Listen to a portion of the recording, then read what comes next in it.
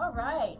Good morning, everybody. Today is Taste Life Nutrition Radio, streaming live on KUHSdenver.com, where we have, I'm so excited about today's show. We've got so much to talk about and so much to bring to you. My goal always is to bring goodness and to bring in people who are here to serve and to give and to love. And oftentimes when that happens, they've been through a lot of shit. And so I think that that's kind of the stuff that we want to talk about. You know, we know life always brings us curveballs. And so that's really a great title. I love that you named it Curveballs and Curveballs and what do we call it? Curveballs and Resilience? I think that's it. Yes, exactly. Sorry to put you on the spot. I think it was Curveballs, Chaos, and Resilience. Yeah. Something like that. Yes. That sounds about right. Yeah. Yes. Oh goodness. Anyway, I think we were all up at 3 o'clock this morning, including Henry, is what I'm hearing. So, not sure what that's about. But anyway, today's going to be a ton of fun, and hard conversations. But that's what it's all about, right? Pam Cass and Natalie Davis. I should probably introduce you. Good morning. I just get to talking, and I don't think ahead of time. But we always start the show with gratitude, because gratitude can change the world. I fully believe that, and I think it's an important place to start and to end. I'm not amazing at it, but I do work really hard at, as soon as I wake up in the morning, I tend to try to talk to God and say some prayers and, what I'm grateful for. I do the same thing if I don't go to sleep at night. So, what are y'all grateful for? Oh my gosh. Today I'm grateful to be here because when we went on this journey to start this podcast 250 episodes ago, yes, we wanted to build a community so we could reach people that have gone through adversity. And so being able to be here and be on radio and to share our stories and inspiration, I'm super grateful because I feel like this is why we did it. Good. That's amazing. Yeah. I love that. I'm so glad you're here. I love it. 250 episodes is amazing. Just this week, we just hit 250, which is super exciting. So I'm grateful for that. I think gratitude for our passion actually turning into a project that is driven and founded in purpose and being able to have impact on people's lives. I think the other thing that I'm grateful for is my community. I am surrounded by and blessed with some fabulous people in my life, and so I'm grateful for my community. That is the best, and I think often what helps to kind of keep us and keep things going is when you're surrounded by people who want to see you succeed, but also are here to serve and to give and to love, right? And you just sort of wrap around each other, and that's how we just keep continuing to grow and get to that level we all want to get at, right? Exactly. Cool. Yes. Yeah. Awesome. Well, let's do this. I think, what am I grateful for? I am grateful, we have decided, so we went to Dallas a month ago to see friends and family.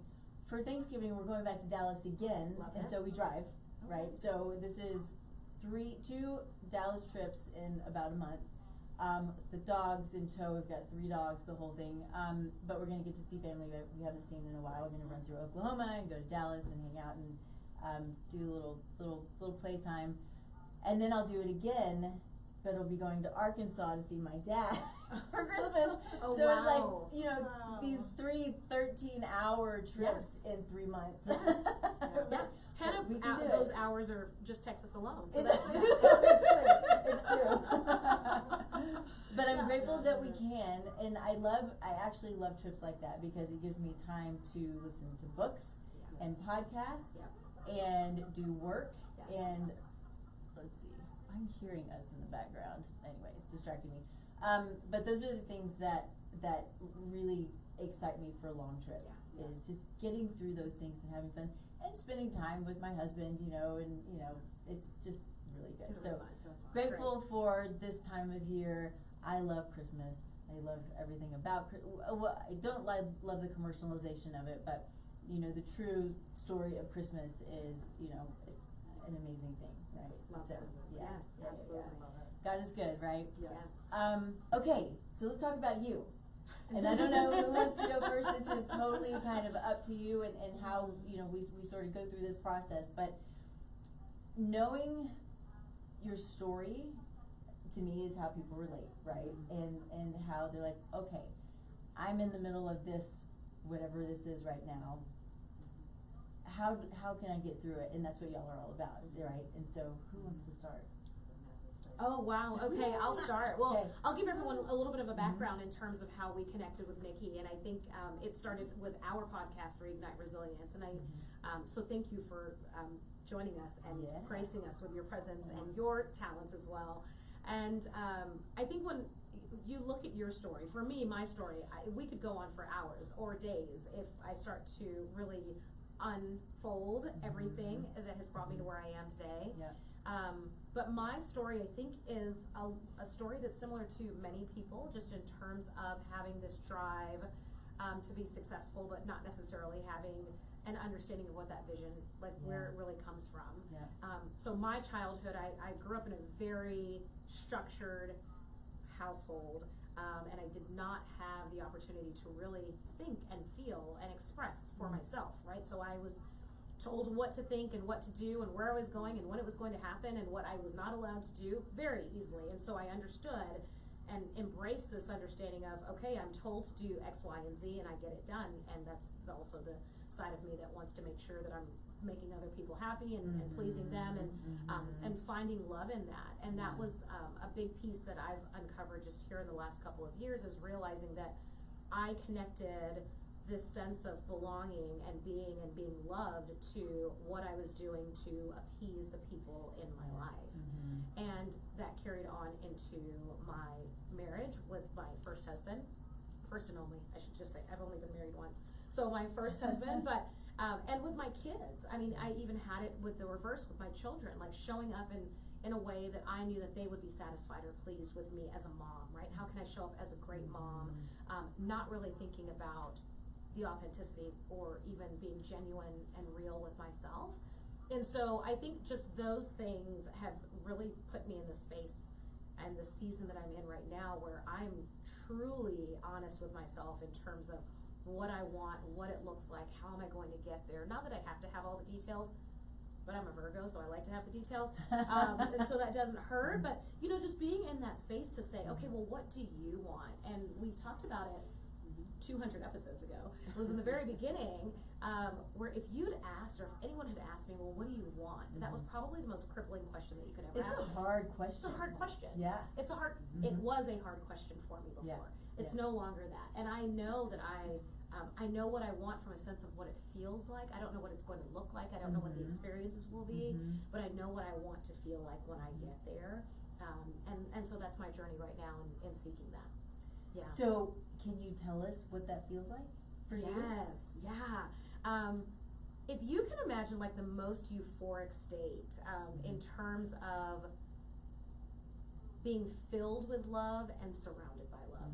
I think that's the best way that I can describe it. So it's the internal, like knowing that everything within me is in alignment, and I'm loving myself and loving every part of me as I show up, and that's hard. That's hard to get there. But then also, like, every experience and every sense is also just overflowing with love, and there's a tremendous amount of joy that's in that as well. I don't correlate it or attach it to a dollar amount or a style of home or the car that I'm driving. It goes and spans well beyond that. The other big piece that makes that up is the impact that I'm having. So I want to always and constantly be in a place that I'm having impact on other people's lives. And so I think when I reach there, which I feel that I'm on the border of it now, but when I reach that point, I will realize that, and acknowledge that space that I'm in, that this is it. This is what it's truly about. Yeah. I think that's such a great answer because, and this is coming from, I think, a personal perspective, but I think what most of us are when we're like, what do you want in life, and where do you want to be, and what's your 1-year goal, what's your 5-year goal, where do you want to be in 10 years? It's always it's the thing or the place or it's the external, right, as opposed to the internal. So I love that answer so much because I think it can help give just a new perspective on what it means when somebody says, where do you want to be in life? Right, absolutely. Yes, absolutely. And we're in business planning season, so I do those other things as well, right? Like you gotta do it. You have to do the things that are going to fund this, right? Because there's a lot of cost or expense that's associated with the things that we're going to just living. right? I jokingly say, like, if you just wake up and leave your house, it's $100. Like, just know that you're gonna spend $100 as soon as you open the door. Especially now it's 200. Yes. So I know, like, I'm not detaching from that piece of it, but that's not the anchor. That's not the why. That's not what drives me. And that's, I know that those other things have to happen. I have to take the action on the back end.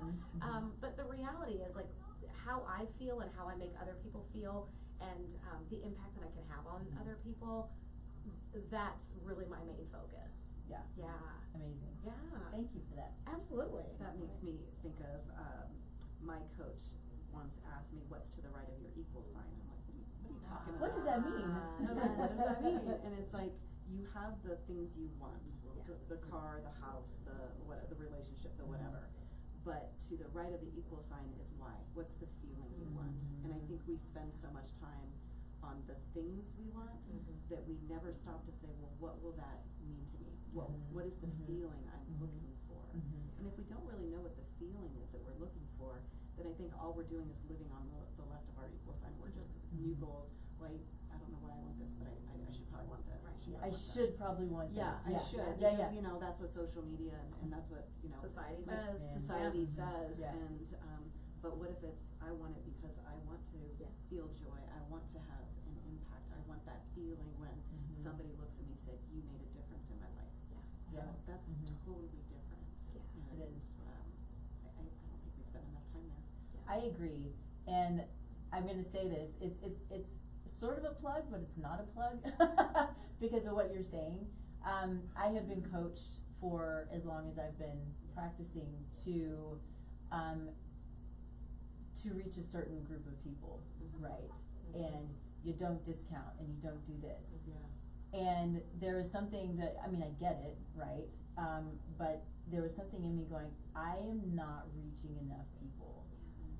And it's only just starting to come to me, to this realization that I have, and I can find the ability and capacity to reach people who may not be those, I need all the big details, and I don't have all the money to spend, right?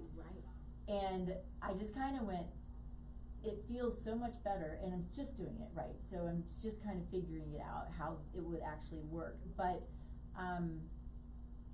it feels good for me to feel like I had the ability to give more of what people need, which is true health, true wellness, true information, real information, not BS social media stuff, right? The individualized care that people need.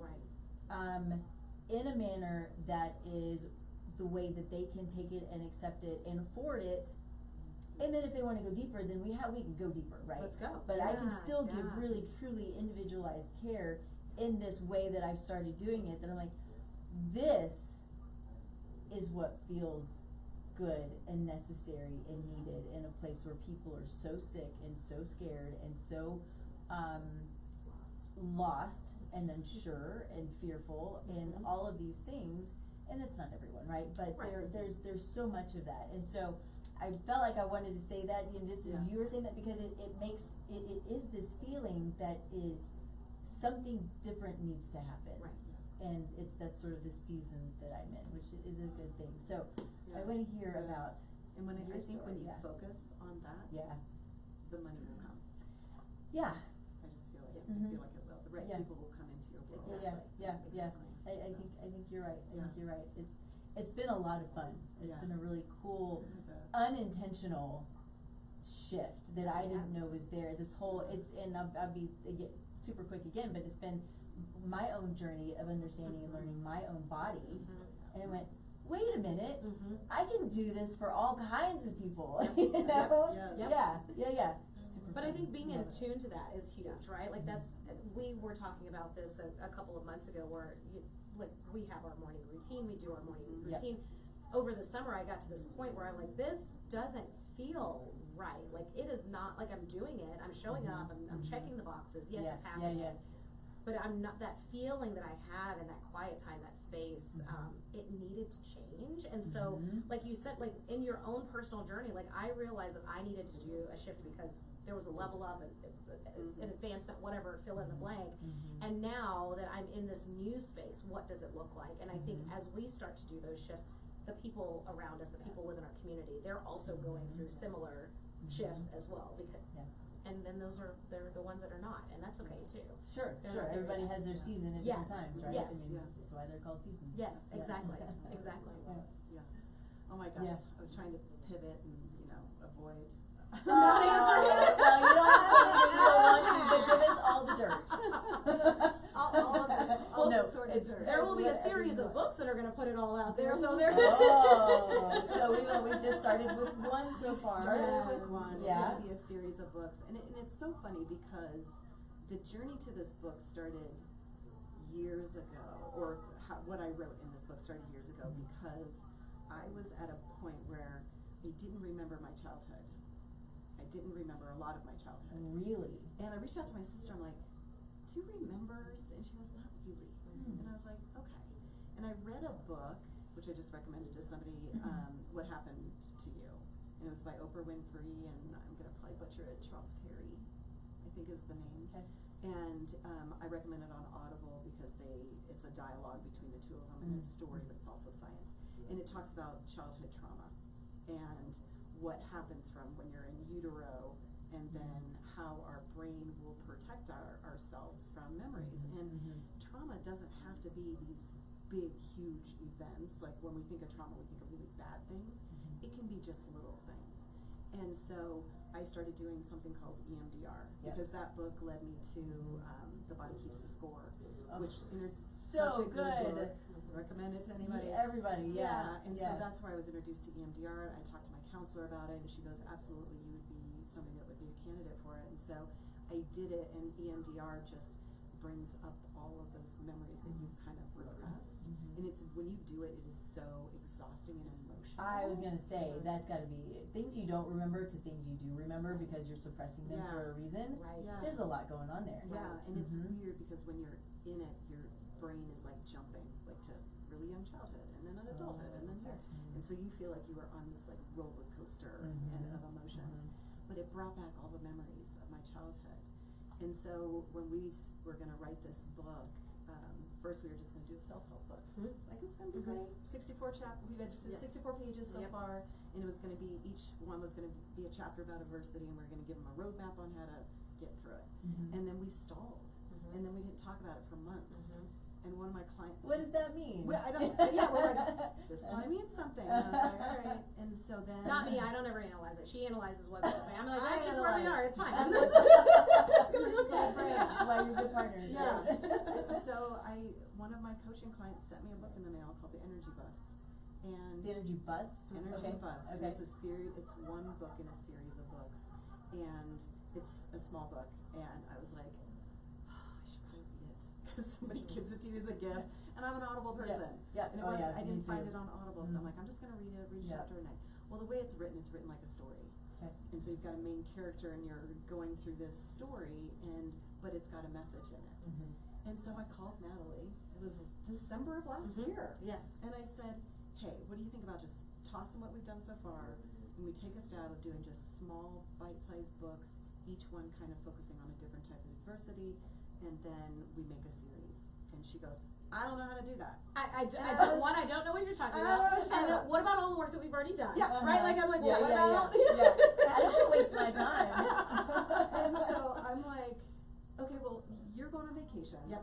Stop by my house, get this book, The Energy Bus. I just finished it. You'll know what I'm talking about. And then let me just take a stab at it. Yeah. And when I had done the EMDR, I journaled after every session about the memories. And I was like, okay.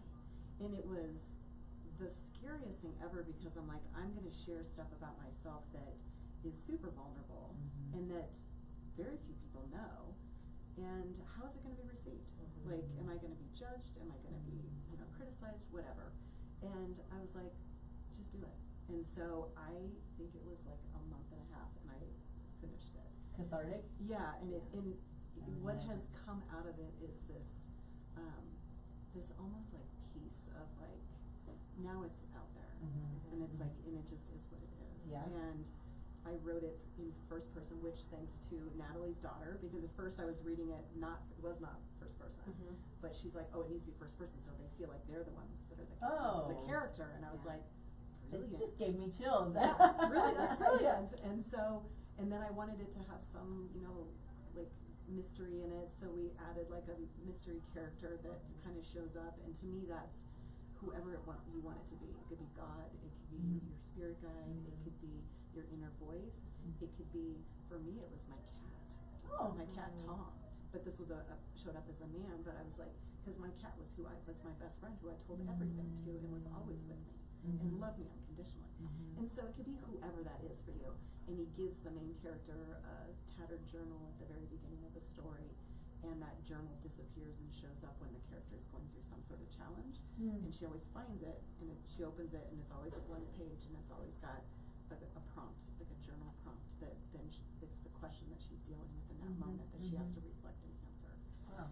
And so we decided, let's make it a series, and it's called the Red Journal series. And so I'm actually working on the journal. I got 7 weeks done last night. Nice. That there will be a prompt on every page, and a weekly reflection, and a page that's going to be a day of affirmations. Yes. And so it's been great, but my story really started when I was 7 and was diagnosed with dyslexia. And it was in the 70s, and people knew about dyslexia. You could test for it. I was tested for it in Boston, which is a big city. We lived 20 miles outside of Boston in a very small rural town. You're all going to think you're going to feel sorry for me. We had no mall, no fast food restaurants, and we did town hall meetings. And so it was a very small town. And so they didn't know what to do with me. And so that meant that I got pulled out of the classroom when the kids were either doing spelling or reading or anything like that. And at first I was like, well, this is cool. I'm going to leave the classroom. But then I'm going and making cookies or doing artwork. And when I come back, the other kids are like, well, why didn't she have to do this? And so there was those whispers. So in my mind, I'm like, they're talking about me. I'm different. I very much became invisible. I was like, I didn't want anyone to see me. So, and I know that you don't know necessarily the reasoning behind that, but to take you away from, I mean, that takes you away from learning, right? Yeah. You're not learning what everybody else is learning, even if you need to learn it differently, right? Yeah. So, They didn't know what to do. oh man. Yeah, and so it was one of those things that at school I shrunk because I didn't want people to notice me coming and going. And so I just became just so shy. Like I would just not talk to anybody except for my cat at home. And then at home I felt invisible as well, but I wanted to be seen at home. And so I used to hide in the closet, and I would hide with my cat on my lap, and I would hide, and I'd hope that my parents would notice I was missing and come look for me, and they didn't. And so, you know, in confirmation bias in our mind, we're like, see, I am invisible. So I was in this space where I was like, I wanted to be invisible in spaces, and I wanted to be seen in spaces. And so I just had this life of feeling like I didn't have a voice and I wasn't seen, and it was very much tied to my worth. And so that whole book was really a journey. It goes through my college years, and I'm going to start writing my next chapter. But it has impacted my life, and I know there are so many people. So I mean, I don't hide in closets anymore, mostly because I'm too big, and I don't like the smell of feet in shoes. And so, but I traded that for a to-do list and keeping busy and titles and all of the crap that ends up in burnout. And so I just switched one for another. And so that's kind of just a glimpse of my journey. So I'm curious about the book because it is not a autobiography. It's your stories, those stories, right? But written more like a fable, I guess I would say. All right, very cool. Yeah. I can't wait to read it. I'm sorry I haven't, because I did see, I got your email saying that it was out in the world, and I went, I need to get this. Yeah, it is being made into an audiobook now. Okay. And this was a fun story as we were promoting the book. A girl I went to high school with, who I've not talked to since high school, who I played soccer with, reached out and she goes, I do voiceovers. And she goes, cool. I'd love love to talk to you about doing this as an audiobook. And I was like, well, I kind of wanted to do it myself because it's my story. And she's like, well, let's do a call and I'll kind of walk you through how to do it, and I can totally support you in doing it yourself. She like started talking, I'm like, we're done, I don't want to do that. You can do it. It was so complicated. I'm like, no, I'm gonna stay in my lane. And so she's doing it right now. We actually, tomorrow we'll get the first version for us to listen to. So it's gonna be cool to hear it, you know, hear it audibly, the story being told. So very excited about that. So fun. Yeah. Congratulations. Thank you. Yeah, very cool. Thank you. So here's my question, because you both are originally, right, back in maybe still realtors. Yes. Yep, correct. Yes. And are you still doing real estate? I am still doing real estate. Okay. I coach mostly realtors. I do have people outside of, like, I have insurance, and I have people in the medical field that I'm coaching, and then I teach a lot of classes for like our state association and our national association, and do some speaking, and podcast and offers, and you know, nothing much. I mean, all the things. All the so many things. things. But you're yeah. And are you still? You're not still doing real estate, are you? So only on a referral basis. Okay. I'm not working to build that book of business. I do have clients and colleagues that will refer business to me. I'll handle those clients. The majority of my time is on the road. I'm doing a lot of consulting with associations, so within that nonprofit or not-for-profit association world, doing a lot of leadership training, and then just personal and professional development training. And so that's what really keeps me busy and active throughout the days and the weeks. Awesome. Good for you. Yeah. So how did the two of you come together? Well, we used to work together. That's Okay. I think I well, kinda figured, but we volunteered together. That's how we it started. volunteered. We were in junior league together. Yes, that's right. That's and right. I was junior league, so how old were you? Oh, 2013. it was Okay. 2013. Okay. Yes. Okay. Yes. Yeah. You're thinking the younger one. Yes. You're Yes. thinking Yeah. Senior Achievement. Okay. Yes. Junior Okay. League is like a women's volunteer Yes. organization. I see. And so Okay. we are volunteering at that together. We worked at different brokerages, and I was thinking about moving brokerages. And when you, as a realtor, when you're thinking about moving brokerages, you do not want people seeing you out and about, like talking to people. Right. And I'm walking out of the office of the company she was working at. I'm walking out of there because I just met with the president of the company at the time, and my phone rings, and I didn't recognize the number. And I answered, no, you texted me, and I didn't recognize the number. Are you coming to the blank? And I'm like, Who is this? Oh my God, I'm like, Which who is this? which I was probably staring out the window. Yeah, That's correct. right. Who is this? And then she's like, it's Natalie. I'm like, oh my God, you just gave me a heart attack. Don't say anything to anybody. Yes. And so then came to the company, Yep. and then she dragged me into start volunteering at the Yeah. local association. Yeah. And then we started working together, like doing accountability. We would do vision boarding. I think the business accountability is a planning. piece that like really Yeah. you get into each other's lives, and and we were accountability partners 18 months, like Yeah, and almost we are 2 years. both Virgos. Yes. So it's like. And so we would Yeah. show up at our account. I mean, it's like, are we holding each other's Yeah. feet to the fire? What are we going to get done? Life was happening at the exact same time. Yeah. And so we were accountability partners for Yeah. each other, which that gave us like insight into both personal and professional Yeah. versus just being colleagues in the same brokerage. Yeah. And I think that was kind of the, oh, yep, here we are. We're going to be together forever from here on out. Like, Yeah. this is it. Aww. Yeah. Oh, yeah. Yeah, and so we've been doing stuff forever. Yes. Since Yeah. then, you know, Yeah. we haven't done it in a couple years. We used to do a Think Week down in Mexico for a Mhm. week. It's where we launched our podcast, Mhm. and that was just a week. And everybody jokes about that. They're like, "You guys aren't really working." No.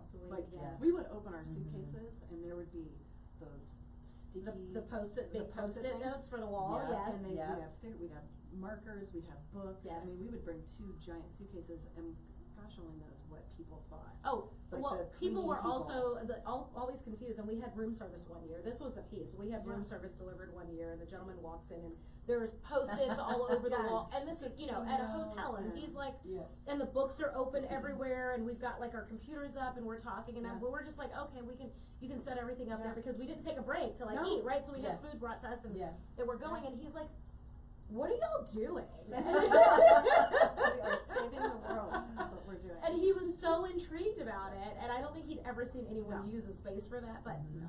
those think weeks were powerful. Yeah, and we would sit at the pool on our computer Yes. talking. Yes. And we would go to the gym every morning. We would Yes. get a smoothie. Yes. And then we would go to the pool usually and work. Yeah. And we would not get food, we'd not get alcohol Yeah. or anything until like 3 in the afternoon. That was the hardest part, but that's okay. I mean, We're allowed to have the pool in Mexico water. usually comes with a cocktail. Yeah. but- We did Oh my not god, take that. absolutely. Yeah, as I look over to like the people beside us and they're having like the guac and the margaritas, and I'm like, And everybody's it's fine, watching us. it's fine, I'm Yeah. fine. I can do this. I Yeah. can do this. And we got a lot of comments like We did, but I'm glad that we kept that discipline. That was we important. totally Yeah. did, and we Yeah. always celebrated at the end of the week Yes. with like a spa day, or Yes. we would do a fancy dinner or something Yes. like that. But that's where a lot of we've created really amazing things. You Our know, first doing course that. came out of our Think Week. That would have been 2017. We Yeah. created a course for real estate agents. That is Okay. launching this January Yeah. with a company is gonna do it for their First real licensing agents, agreement, so- yes, for Yeah. So Yeah. it's kind of come, Yeah. full circle. Yeah. We revamped it, changed it, updated it to make sure that it's still relevant to where we are today, because our industry Market has changed. has changed significantly over the last couple of years. So just Mhm. making sure that it's still relevant for agents, but that piece is complete, and again, a labor of love Yeah. in doing Yeah. that. It's Yeah. super fun for you. Yeah. So I have sort of an off the wall question, because I've been trying to figure this out. Okay. I love to be outside. Yes. It's like my favorite place. Yes. If I go meditate, it's in the sun, Mhm. as much skin showing as possible, right? Yeah. And it's the way that I see it is I say my prayer time in the morning and I'm Mhm. talking to God, but that's my time when I just try to just be quiet and Mhm. listen to what He has to say to Yes. me.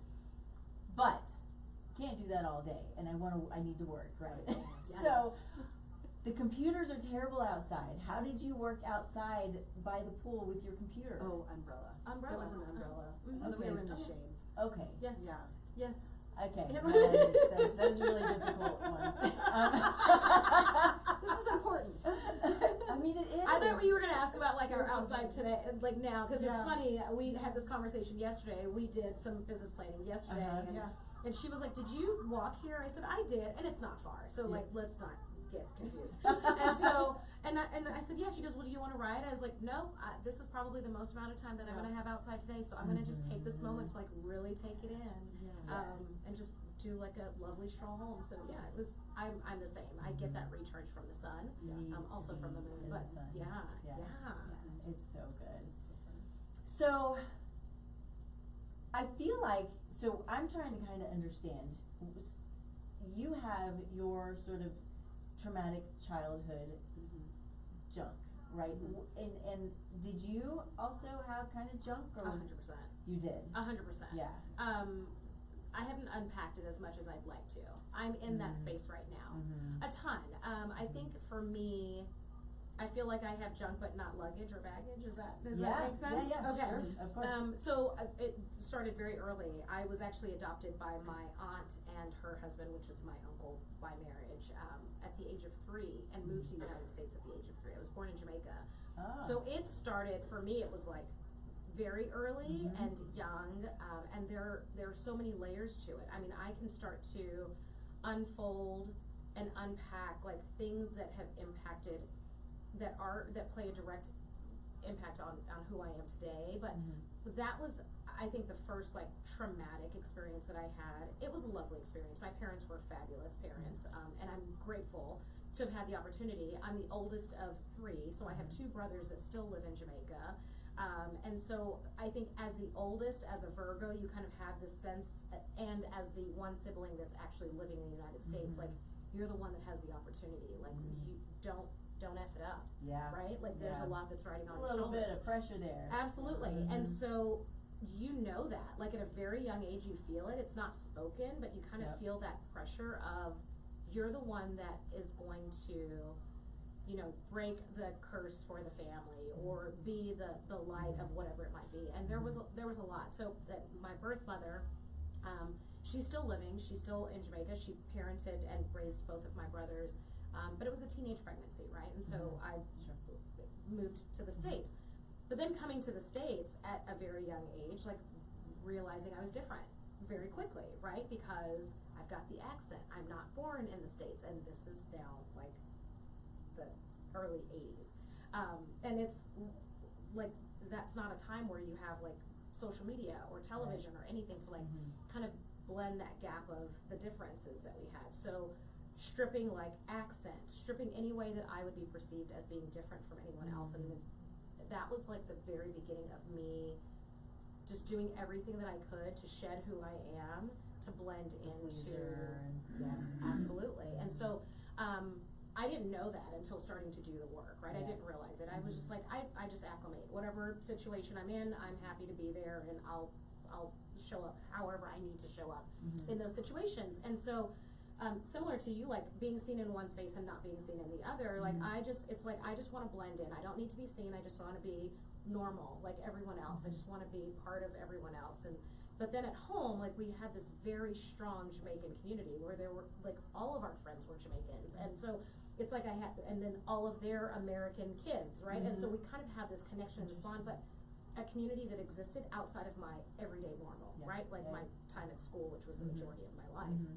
And I carried that over. I talked about like just kind of that regimented household that I grew up in, and I ended up getting married very young, having kids very young, and found myself, instead of doing the things that would please and satisfy my parents, I just did the things that would please and satisfy my husband and my children. And again, just getting lost in that, like whatever I need to be for the people in my life, I will be that. And in 2007, my mom passed away. Not my birth mother, but my adopted mother passed away. And that was hard, and I slipped into a pretty dark cycle. It was very, very challenging. And then exactly 7 years later, to the week, my dad passed away.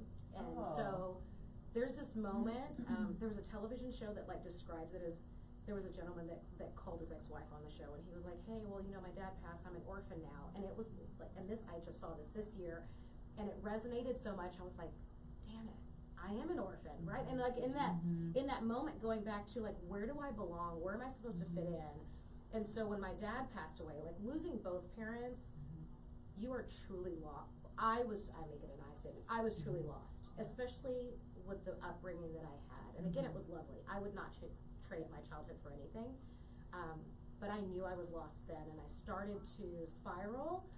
And luckily I had a fabulous community around me and mentors in my life that helped me do that introspective work, answering that question, what do you want? Like, you're important, there's a reason you're here, and not dismissing that, and then realizing that piece, like there is a reason that I'm here.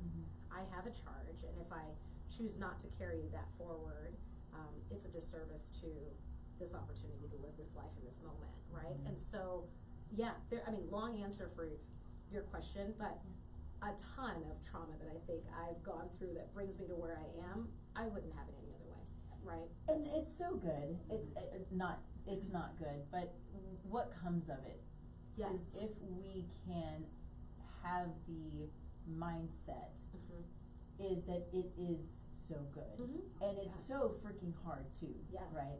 That's what life is. It's the hard stuff that makes us grow and makes us better and makes us do the things, you know, makes us that resilient person who can go and do the things that we want to do in our life. Yeah.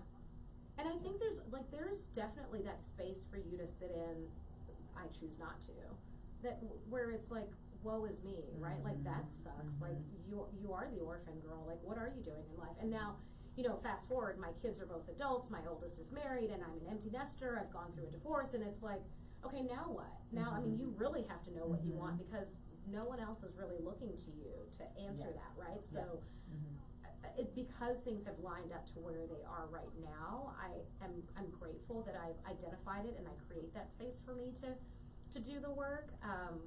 But the opposite is true. Like I could just sit in that pity and have that pity party all by myself. Like I've had a pretty shitty childhood and young adulthood, and here I am, and I don't know what I'm going to do with myself, or I choose to do the opposite, right? Like that's not where I want to be. That's exactly right. And you said a couple of things in that are so good and so real, is that you make a choice.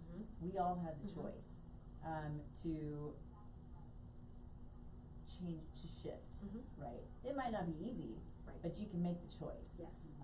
And then you create, Right. right? So Exactly. we are, you know, this is, for me, you know, I have my creator, but I also am co-creating with him, right? Yes. Exactly.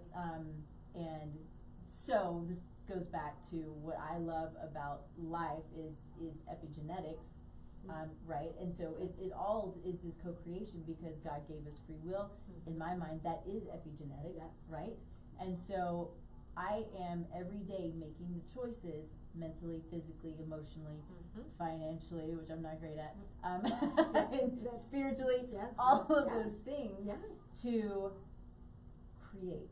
Yes. And sometimes it creates not what we want, Right. but we can still make the choice to anyway, I'm kind But of what we belaboring, need but at that moment may not be what we want, but what we need. yeah, Right? that's exactly Yeah. right. Yeah, Mhm. exactly. Mhm. Which, again, lovely, but it still sucks sometimes. Yeah, there are things about life that can really suck. Yeah, Mhm. yeah. Yeah. Yeah, like you make those decisions that bring you to a certain point and you're like, okay, I think I've worked so hard to get here, and then as you're in that co-creative state, it's like, that's not where you were supposed to be, but Mhm. we'll- Or we'll do why it. is it taking so long? That, exactly. Yeah. Yes. Yeah. So funny. So I'm curious about, so the two of you became friends and Yes. co-creators. Yes.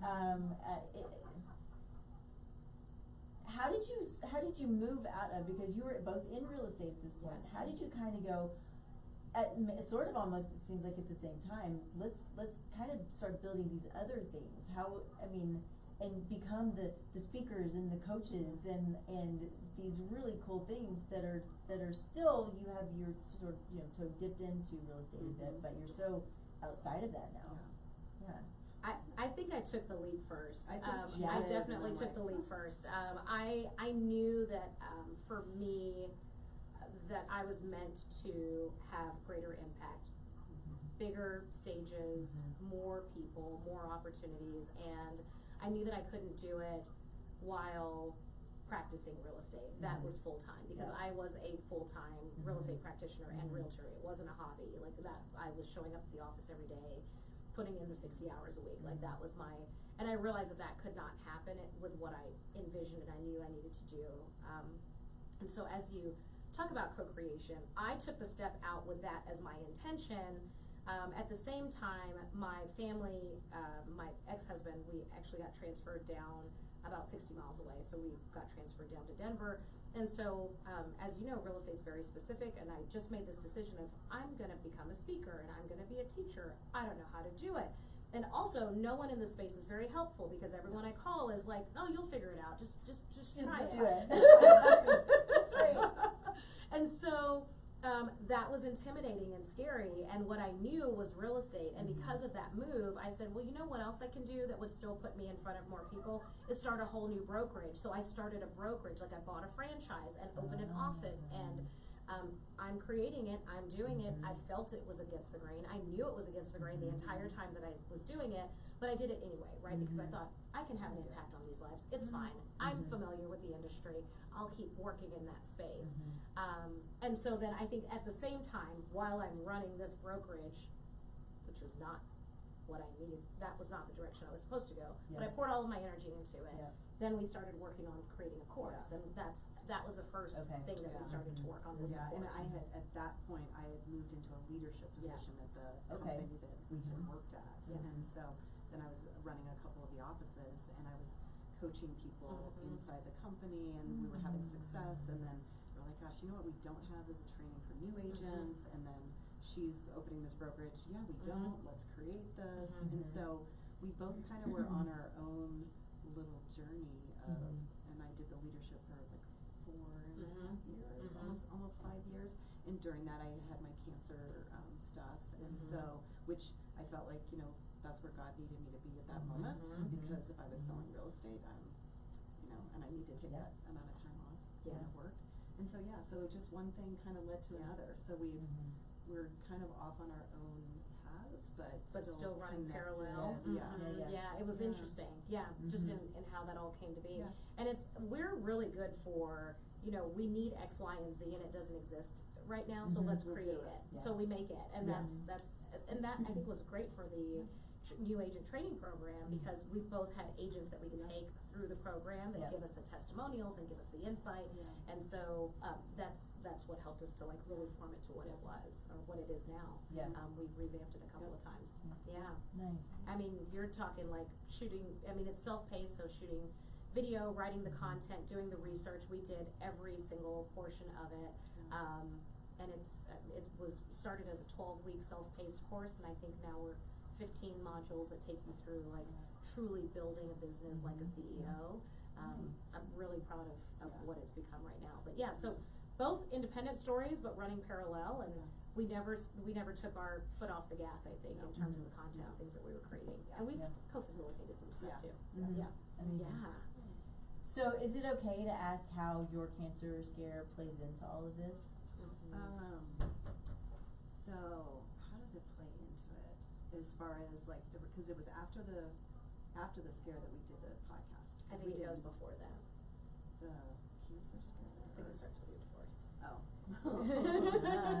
I was in what we would say a very tumultuous marriage for 23 years, and It's a long time. very narcissistic person, and again it was that whole, I didn't feel like I was worthy of anything else, like we accept the love we believe we deserve, and so this is what I believed I deserved, and so it was high stress all the time, and Natalie went through a lot of that with me, because I was still married when actually it was near the end of the marriage when Natalie kind of came into my world. And we were doing accountability then too, because that's how it all started to. Yeah, it just started to unwind. And what happened is when I went into real estate in 2007, before I was in the hospitality industry, restaurants, you don't make a lot of money. And so very much. And a lot of hard work. And a lot of physical hard work. And so I very much was dependent upon my husband's income. And then I get into real estate, and all of a sudden I'm making more than him. And I think that there was this, like, oh, whoa, I can't control her anymore. And it was one day in the bathroom, I'm getting ready, and I looked in the mirror, and I was like, oh my God, I don't even know who I am anymore. I had completely lost, because I was a different person at home, and then a different person at work. And work for me was my safety space. Like, going to work made me feel like I was important, like I had worth. And at home it was just eggshells, and I think the high stress of that is what probably caused the cancer. Well, it goes back to body keeps the score, right? If you haven't read The Body Keeps the Score, you got to. Yeah. So when you're on high cortisol all the time, your body, your immune system is not doing what it's supposed to be doing. And I really do believe this was it has to be a God thing, a spirit thing, whatever. Because my divorce was final, and I had been in my new leadership position for about 5 months, and I had to change doctors, new insurance, and it was good insurance. And I was like, oh shoot, I need to do a yearly exam. And so divorce was final December of 2015, and January I found a new doctor, went just for a regular exam, and she happened to be the teaching doctor for UC Health in Fort Collins, so she trained all the doctors. And she's like, your lymph nodes are swollen. I was like, are you sick? And I'm like, I'm never sick, I drink too much vodka. That was totally a joke. And she thought that was hilarious. No, but it's true, you did, you swore by it. You're like, nothing can survive in this body, I'm drinking vodka. That's kind of what numbed me during my divorce.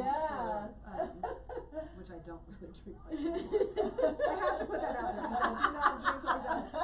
She was not an alcoholic either, like it's just a healthy dose to keep the bugs away. Yes, exactly. And she goes, well, your lymph nodes are swollen, and then there was this lump, and I'm like, I've had that for years, and I've done a mammogram every single year, so I think it's nothing. And she goes, well, I'm gonna order some more stuff, and that led to them saying it's pre-cancer, so I'm gonna have you meet with a surgeon and an oncologist. And so I met with the surgeon, and it's like, oh, and the oncologist like, it's just pre-cancer, it's fine. The oncologist or the surgeon's like, we're just gonna remove it. It's like a 3-inch mass. He goes, but before we do that, let's do a MRI just to make sure.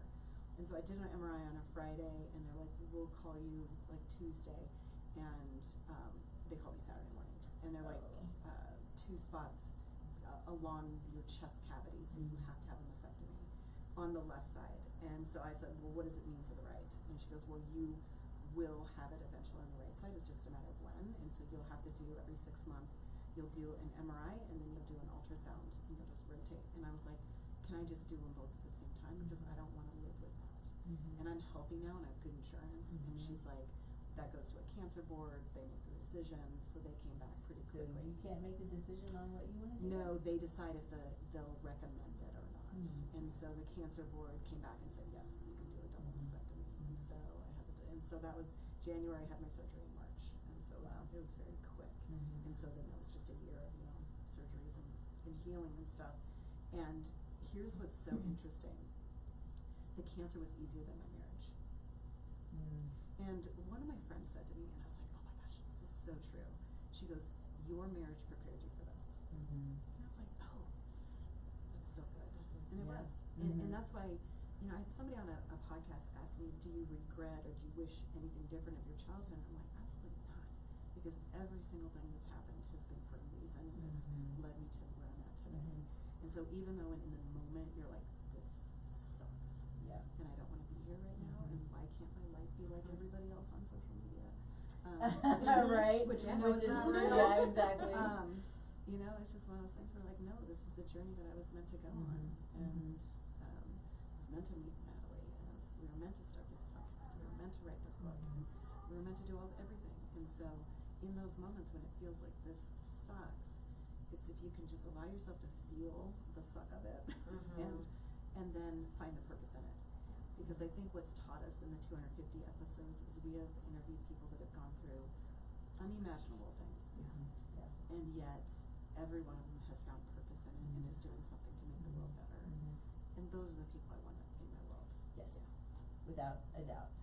I had a thought, and it just totally went away. Okay, good, because I can also touch on Great. peace. Good. I was like, where did that go? And I think it's an important piece because we started out with gratitudes, and I think that was something that Pam, you talk about mastering gratitudes. It's easy for us. I mean, it is easy for us to sit and say, oh, I'm grateful for X, Y, and Z. I start my morning with gratitudes. When Pam was going through all of this, she started going on gratitude walks. Gratitude walks every day. Yes.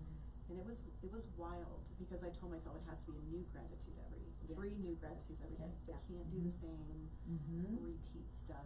And I love that. I would do it in I'm gonna keep that. There'd be a blizzard, and I would be Sorel's snow goggle hat, because I was living with my parents at the time when I was still going through my divorce.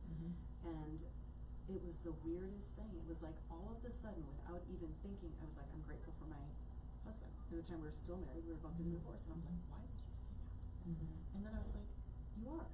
Because you wouldn't be who you are today if you weren't in that marriage. You wouldn't have your kids if you weren't in that marriage. And so it's like, so I am grateful. And once that happened, I released all of my anger and feelings towards him, and it was like this ultimate peace, where now when I see him, I have nothing. Like there's no anger or anything. He is just another being on this planet, doing the best that he can with what he was given in his life. And so that was transformational. Oh, I bet. And I think that went into then the cancer. And I remember Natalie was the first call. Oh my God, cancer. And she's like, oh, it's gonna be fine. I was like, it's That fine, was it's fine, Natalie. it's gonna be fine, everything's Everything fine. was always Let's fine. just talk about what this really looks like. And I was like, This this is gonna be fine. It is gonna be fine. And like Yeah. my ex-brother-in-law said, he goes, leave it to, told my sister, leave it to your sister to figure out a way to get a free boob job. And I was like, okay, well that's not what I was thinking. I don't even know what to say to But that. I guess maybe you could. And for that as well, I'm grateful. I'm grateful. Thank you very much. So it's just some things like that. It was just like, so when the cancer thing happened, and it was really interesting because you would go to 2 doctor's appointments a week. Every one of them after my surgeries, they're like, you were healing faster than anybody we've ever seen. And I was like, that's the gratitudes. That's the power of the gratitudes. I think your body. I think that it's powerful that you're saying that, and I hope that everybody really hears what you're saying, because sometimes, and I know even for myself, you're kind of going through the motions. And what you did was you made it very intentional, in the way that you went about it. And I love that because it helps me open my mind to what, I could be doing better or differently, right? Yes. I was in a meeting yesterday and there was a speaker who was talking about gratitude, and she was in a situation where she was in this really bad relationship with her daughter, and what kept coming to her was how grateful she was for this relationship, this great relationship with her daughter. And she kept going, why am I seeing that? It's not great, but it's more about putting out there that this is a great relationship. We have each other, and now they have this great relationship, right? And it was a really great talk. It was more than what I'm giving, except that I always say it, gratitude can change the world. If we can, those of us who don't do it yet, just have that mindset shift and know that there is at least one thing, and my bet is many things to be grateful for. If we just think about those, it would be a game changer for individuals, but for where we are as a country, where we are globally, Well, it chemically changes your brain to look for the positive in an event before it goes to the negative. Yeah. And so, it's not just, it truly is science. It does that. And it's so weird because, you'll have something happen and it's like, whatever. And it's not a big deal. Yeah. And that makes things, life so much easier. It does. It really does. I have people in my life who things are just big. Something happens and things just really big. I'm like, it's not that big. This is not that big. Yeah. Exactly. Yes. Like, let's just, Yeah, lots of other things to be concerned about. That's probably not one of them. It's not. But I'm going to give you this moment and then call you back in 5 minutes. Yeah. And you realize it's not that. I love that. Yeah. So we're coming up kind of to our hour, which is amazing. I'm so grateful for both of you for being here. I want to make sure that we hit on things. Is there anything that you want to say or hit on or talk about that we need to make sure that we talk about? A couple of things. Okay. Obviously, we recommend our book. Yes. Go out. It's called the book. The Quiet Gift. It's on Amazon. So that's one. And two, we have an all-day event coming up on January 22nd. Yes. And Natalie and I are both going to be speaking at that. We also have somebody else that's going to be speaking. Yes. And it's going to be in Loveland, Colorado. Okay. So look for more information. Go to reigniteresilience.com. You'll be able to find more information about that. And it's going to be a day of kind of resetting, refocusing, and just a lot of like-minded people in the same space. Just walking into 2026, eyes open and completely fully present. Awesome. So 3 speakers, 3 of you? 3 speakers. Yes. Okay. And so it's the 3 of you putting on an all-day event for anyone? Anyone.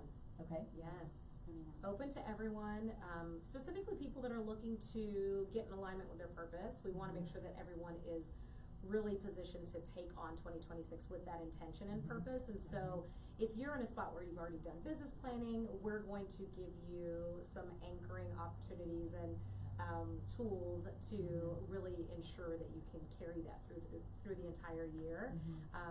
We'll probably do some follow-up throughout the year as well, but really just wanting to make sure that you start the year strong. And we're going to focus on both the personal and the professional, and then have some opportunity for everyone to network together, right? Just tapping into that collective and the knowledge and information that's there with the collective. So we'll have some networking as well. Cool. Yeah, Good. Really excited about it. Yeah, it sounds great.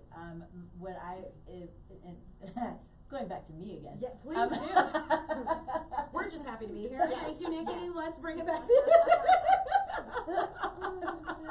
So funny how that happens sometimes. Yes. As it should.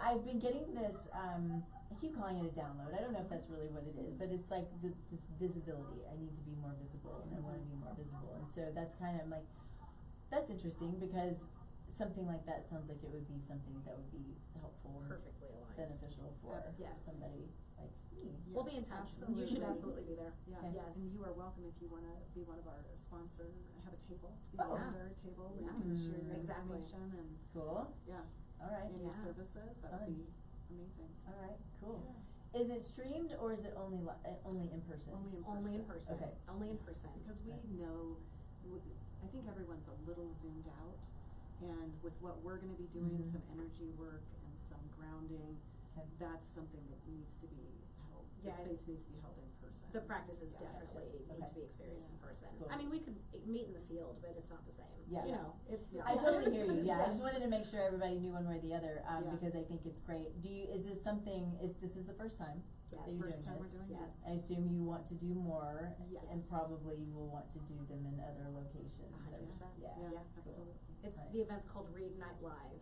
So. Oh, nice. Yes. Love that. Yes. Yeah, taking our podcast live. Y'all are so Yeah. cool. Yeah. We're excited. It's You a lot should of fun. be. Yeah. Yeah. Very cool. I'm super excited for you, and I would love to talk more about being a part in any Perfect. whatever way that looks like. Absolutely. Yeah, Perfect. even just being there and experiencing it. Yeah, So we would love it. yeah. Yay! I don't even know what time it is. I keep looking at my Oh. clock, but Oh. looky there. Oh. There it is. Well, okay, That's so perfect. you can be found at igniteresilience.com. Reigniteresilience.com. Yes, Mhm. sorry, I just went to an Ignite Yes. conference. Yes. Reigniteresilience.com. Yeah. The podcast is amazing, super fun, because y'all are so cute together. Thank you. You're really fun. And then, so you're on Instagram. Yes. And it's the Joy. Love Joy and Natalie. Love Great. Joy and yes. Natalie. Love Joy and Natalie on Instagram. Correct. Yeah. If I was smart, I would have my notes up. No, but I you're just, great. you know. This is perfect. I'm impressed. Yes. And you're Pamela Yep. Cass. Yeah. Do you like to be Pam or do you like to be Pamela? You know, if I'm in trouble, it's Pamela. But, Yeah.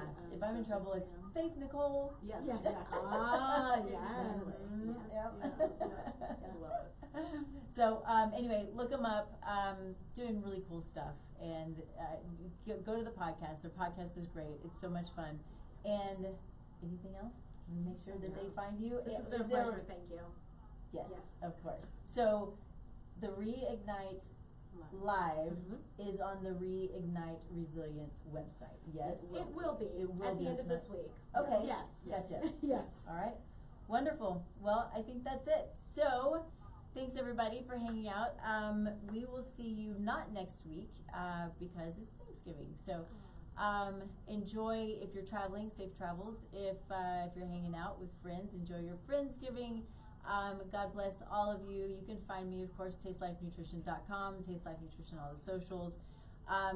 Look up also, you can find it, I think, on the website, but we'll have it in all of this stuff, is your Precision Wellness Blueprint, which is what I was talking about earlier, how my goal really is to reach more people with really good individualized information, health and wellness information, lifestyle modifications, all of these things that are really based on you and where you are today and where you want to go, what your goals are. It's pretty cool. I think it's pretty cool. I've gotten a lot of really good feedback. So would love to chat with anybody about that. You can click on the QR code that I don't have up, but it's going to be in, it'll be in the comments and all of the things. It's easy to find. So check that out, and I hope you all have a wonderful holiday, and we'll see you in a couple of weeks. Thanks, everybody.